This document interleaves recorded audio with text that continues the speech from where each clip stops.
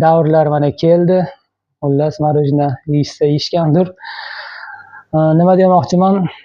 Bizni darajamiz shu ekan, biz avval tizimli ravishda jahon chempionatiga chiqishni yo'lga qo'yishimiz kerak. Osiyodagi liderlar orasiga qo'shilishimiz kerak. Ana shu Avstraliya, Yaponiya, Janubiy Koreya shunaqa gigant jamoalar bilan kerak bo'lsa ularni yutishimiz kerak. Shu darajaga chiqishimiz kerak. Keyin biz jahon chempionatida ham nimadir talab qilsak bo'ladi. Bu yerda ayb Kannavaroda ham emas, Temur Kapadzeni bormaganda ham emas, futbolchilarda ham emas. Futbolchilarda bu yerda salohiyati, darajasi yetmadi. Ana shu Husanovni Cityda o'ynashi ham, Eldor Shomurodovni Turkiyada galyador bo'lishi ham bu bizga kam, ozlik qildi.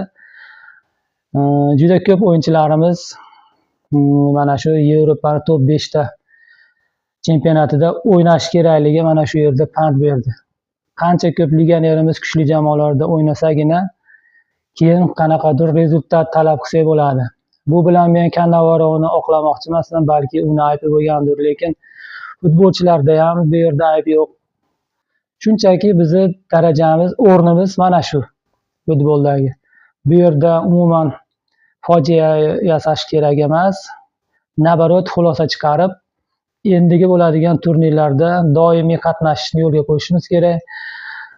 Futbolchilarimizni ham o'zini yurakdan otilib chiqib, yurakdan o'ynasa, mana shu jahon chempionati saralashida xuddi shunaqa narsa sezildi.